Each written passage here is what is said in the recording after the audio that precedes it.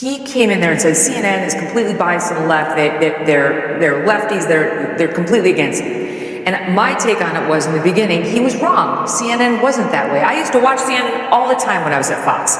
When I was getting ready for the Kelly File, I'd have on CNN and I'd watch a lot of their shows.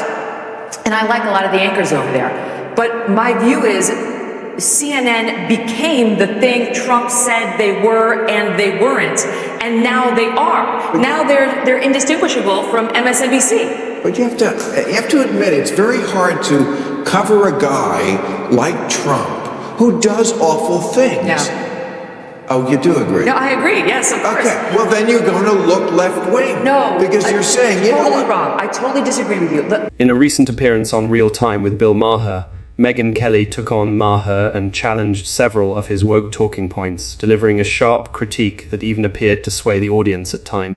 During their exchange, Kelly fiercely dismantled Maher's arguments, pushing back against his views on various cultural issues.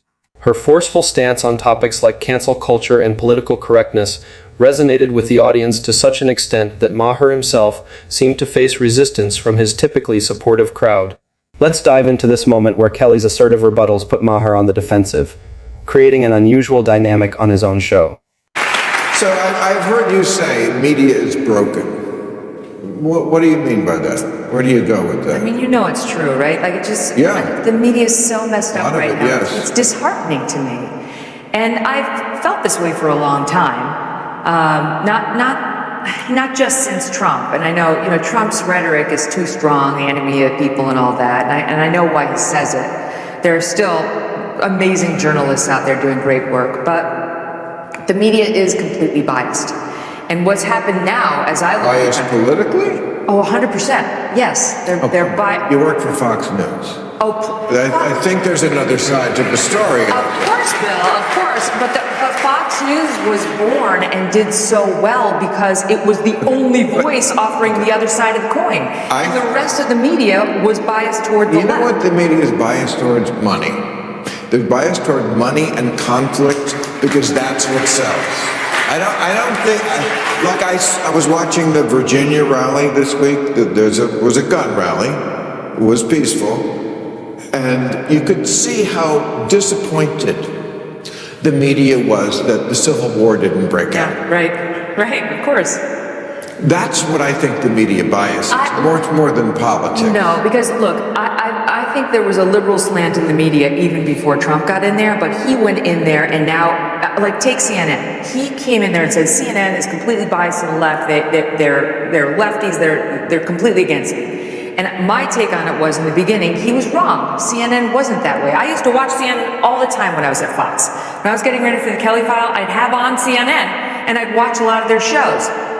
And I like a lot of the anchors over there. But my view is, CNN became the thing Trump said they were and they weren't, and now they are. Now they're indistinguishable from MSNBC. But you have to admit, it's very hard to cover a guy like Trump who does awful things. Yeah. Oh, you do agree? No, I agree. Yes, of course. Okay. Well, then you're going to look left wing. No, because you're saying, you know what? Totally wrong. I totally disagree with you. This perspective highlights a key criticism of media polarization, particularly regarding Cannes coverage.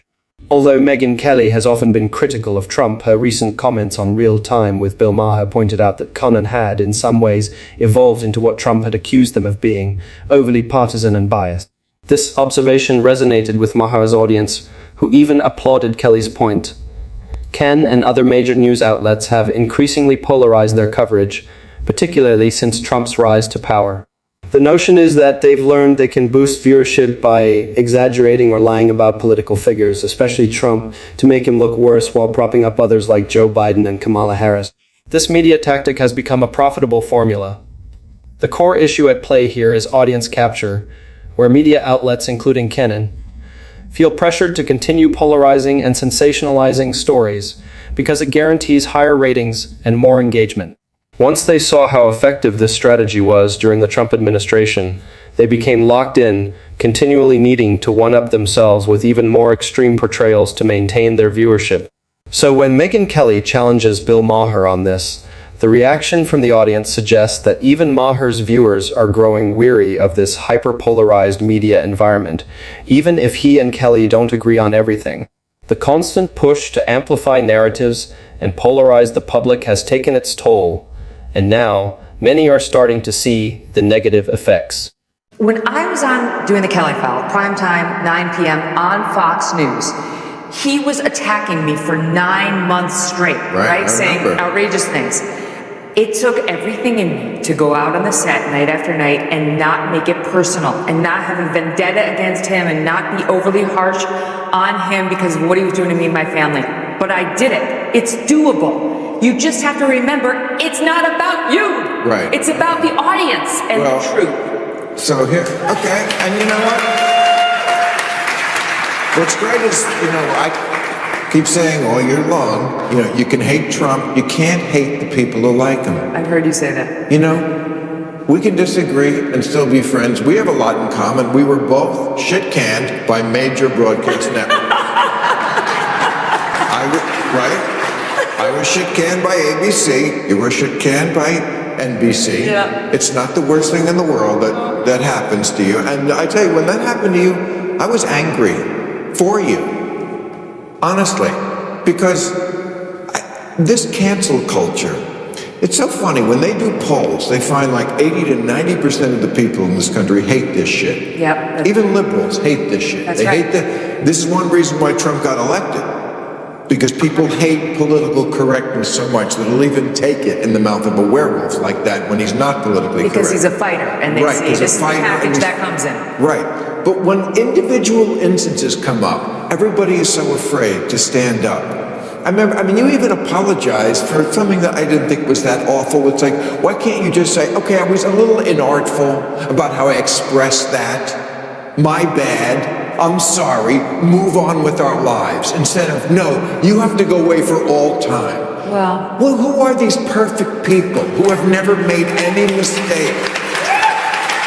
The idea that Khan only shifted left because Donald Trump was too hard to cover is just an excuse.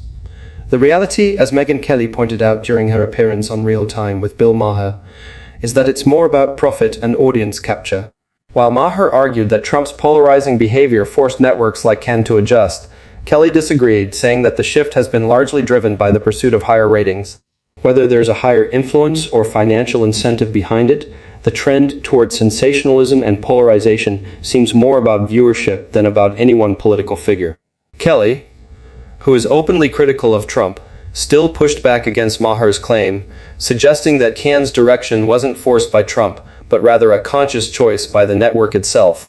This is not just a Trump problem, but an industry issue with outlets like Keen and MSNBC repeatedly framing stories to suit an agenda, regardless of the truth. What do you think about Kelly's remarks? Share your thoughts on how she handled Maher's points, and whether you agree that this is more of a media issue than a Trump-specific one. Please leave a comment below. Don't forget to like and subscribe to the channel to see the next videos as soon as possible. Thank you for your interest.